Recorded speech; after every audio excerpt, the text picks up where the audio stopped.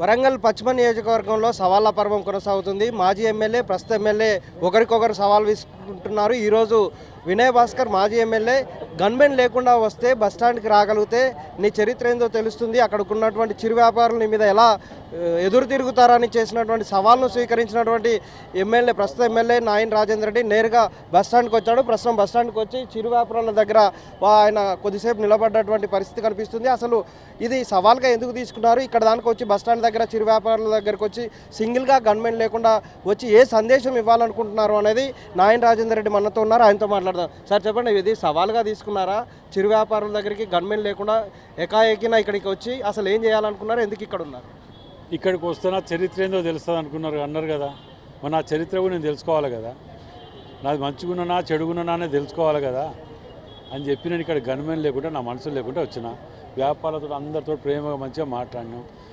అక్కడ సేపుల దుకాణం, ఈ దుకాణం, ఆ దుకాణంలో పోతే వాళ్ళు చెప్తున్నారు క్లియర్గా ఏమైనా ఇబ్బందులు ఉన్నాయంటే మాకు ఏమి ఇబ్బందులు లేవు అన్నారు.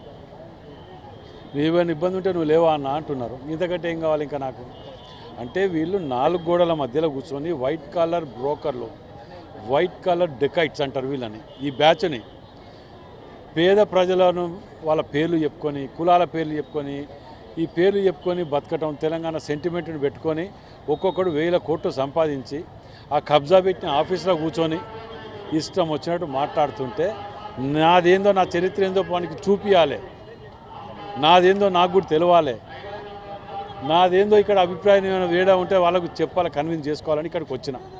ఇప్పుడు దీనికి ఏం జవాబు చెప్తాడు? ఇప్పుడు అక్కడ ఆయన వచ్చి కూర్చొని ముక్కు నెలగరా. ఇప్పుడు నేను వచ్చిన కదా ఇక్కడ కూర్చున్న గంట, కొద్దిసేపు అన్నారు మీరు, కొద్దిసేపు కాదు గంటన్నర అవుతుంది వచ్చి, ఆకలి అవుతుంది అయినా కూర్చున్నా. అంటే నేను వాళ్ళ తీరుగా పొద్దుగాలెత్తే మందిని ముంచటాలు, కబ్జాలు పెట్టటాలు, డెకైట్ వేషాలు ఇవన్నీ చేస్తేనే ప్రజలు అసహించుకొని పక్క కూర్చోబెట్టినారు. ఆఖరికి నీ అన్నని ముంచుతీవి, మీ అన్న చనిపోతే భార్య ఉంటే ఆమెను ఓడగొడుతీవి, నీ కుటుంబాన్ని ముంచుతీవి, నువ్వు బయట వాళ్ళని ముంచుతీవి. ఇంత చేస్తే ఎలక్షన్లప్పుడు రథాలు పెట్టుకొని తిరిగిన నిన్ను ఓడగొడటానికి నీ బాధ్యతలు ఇంకా సిగ్గుసరం లేకుండా మాట్లాడితే ఎట్లా? అంటే హరీష్ రావు మీద కామెంట్ చేసిన దానికి కామెంట్ చేసిన అనుకున్నారా? అసలు ఎందుకు అంటే ఆయన ఎందుకు గన్మెన్ లేకుండా వస్తే తెలుస్తుంది అన్నాడు, అసలు ఆయన ఉద్దేశం ఏమనుకుని వచ్చింది? హరీష్ రావు లాంటి వ్యక్తులే గతంలో వాళ్ళు మార్కెట్కు గన్మెన్ లేకుండా పోలే, యూనివర్సిటీకి పోలేదు, ఇవన్నీ మర్చిపోయినామా? మీరు అట్టే మేము అప్పుడు అడిగినాం, కానీ పోయినరా ఎప్పుడన్నా? ఎక్కడ ఆ ధైర్యం చేయరు, చేసిన పాపాలు అట్లాంటివి. హరీష్ రావుని నేను వాస్తవాలు బయట పెట్టినందుకు మొత్తుకుంటే పేమెంట్ బ్యాచ్ ఆయన చెప్పంగానే వీళ్ళు వచ్చి నా మీద ఏదో వచ్చిరాని మాటలు మాట్లాడారు. వీళ్ళు అనుకుంటారు వీళ్ళకంటే గిన్ని రెట్లు నేను మొండి. మీరు ఇప్పటి వరకు అంటే ఇక్కడికి ఏం పని చేయలేదు, అసలు నియోజకవర్గంలో విపరీతమైన అభివృద్ధి కార్యక్రమాలు పేరు చెప్తున్నారు కానీ ఒక్క పని కూడా జరగట్లేదు, అందుకే ప్రజల్లోకి వెళ్ళలేని సిచ్యువేషన్లో రాజేందర్ రెడ్డి ఉన్నాడని అంటున్నాడు. అసలు ఏంటి కాదు? ఇప్పుడు నయంనగర్ బ్రిడ్జ్ కట్టినప్పుడు కూలగొట్టి కట్టినప్పుడు మీ ఛానల్లో లైవ్ అయింది, అన్ని ఛానల్స్లో లైవ్ వచ్చింది. నేను కాళోజీ కళాక్షేత్రంని 20% కంప్లీట్ అయ్యి స్లాబ్ వరకు ఉంటే మిగతా 80% డబ్బులు నేను తీసుకొచ్చి కట్టించిన దాన్ని కూడా మేమే అని చెప్పుకుంటాడు. అది మీ సాక్షిగా జరిగినాయే. మాడ వీధులు మేము తీసుకొచ్చి కట్టినాయా లేవా మీ టీవీలలోనే చూసినాయి. మరి రోడ్లు ఈ బస్ స్టాండ్ దగ్గర నుంచి అలంకార థియేటర్ దాకా నేషనల్ హైవే ఉన్నట్టు ఉంటుంది. ఇట్లాంటి రోడ్లు డ్రైనేజీలు అన్నీ కట్టించింది మేము.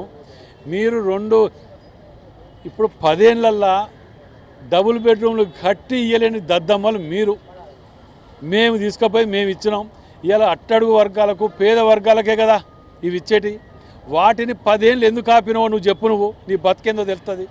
ఒక్కొక్కరి దగ్గర 3 లక్షలు వసూలు చేసి మీరు దొంగల ముఠ వాళ్ళకి ఇండ్లు ఇవ్వకుండా 10 ఏళ్ళు ఆపిర్రు. ఆఖరికి మొన్న మా ముఖ్యమంత్రి రేవంత్ రెడ్డి గారు 25 టైమ్స్ పెనాల్టీ వేసిరు మీ హాయంలో అపార్ట్మెంట్లకు. ఏది డీవియేషన్స్ ఉన్నాయని అవనివని. అంటే అందులో మిడిల్ క్లాస్ వాళ్ళే అపార్ట్మెంట్లలో ఉంటారు, బిలో మిడిల్ క్లాస్ ఉంటారు. 25 సార్లు పెనాల్టీ వేస్తే వాళ్ళు ఎక్కడికి పోవాలి, ప్రశాంత నిద్రత లేకుంటుంటే నేను అసెంబ్లీలో మాట్లాడితే ఇవాళ వాళ్ళకి ఎగ్జామ్షన్ వస్తుంది. అది మా గొప్పతనం. నువ్వు చేసింది ఏందో చెప్పు. నీకు సరిగ్గా 3 కోట్లు ఇస్తే 2 కోట్లు ఖర్చు పెట్టలే ప్రజలకు వాపసు పోయినాయి. నాకు 10 ఇస్తే 20 పట్టుకొచ్చిన ఆ లెక్కలు దాని చౌరస్తాలో కూర్చుందాం అంటే రాకపోతుంది. ఇప్పుడు వీడికి వచ్చిర్రు గన్మెన్ లేకుండా, ఏమంటారు? ఆయనకి ఏమి ఇస్తాను? ఇప్పటికైనా కనువిప్పు గెలుచుకో. ప్రజలు నిన్ను ఎట్లా చీకొట్టి అసహించి పక్క కూర్చోబెట్టినరు.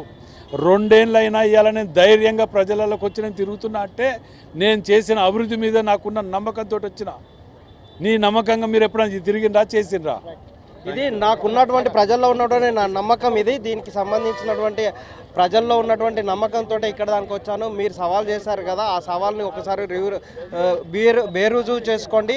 బేరుజువు చేసుకోవడమే కాకుండా అసలు మీరు 2 కోట్లు ఇస్తే కనీసం ఆ 2 కోట్లు కూడా ఖర్చు పెట్టలేని దుస్థితిలో ఉన్న నువ్వు నాకు సవాల్ విసురుతున్నప్పుడు దాని వెనుక ఉన్న కారణాలను బేరుజువు చేసుకోవాల్సిన అవసరం ఉంది అంటూ ఇక్కడికి వచ్చి గంట పాటు వినయ్ భాస్కర్ విసినటువంటి సవాలుకు ఆయన ఇక్కడ వచ్చి గన్మెన్ లేకుండా ఒంటరిగా ఉన్నారు. ఇక్కడ ఉన్నటువంటి వ్యాపారులతో మాట్లాడారు. వాళ్ళందరూ కూడా ప్రేమగా ఆహ్వానించారని చెప్తున్నారు.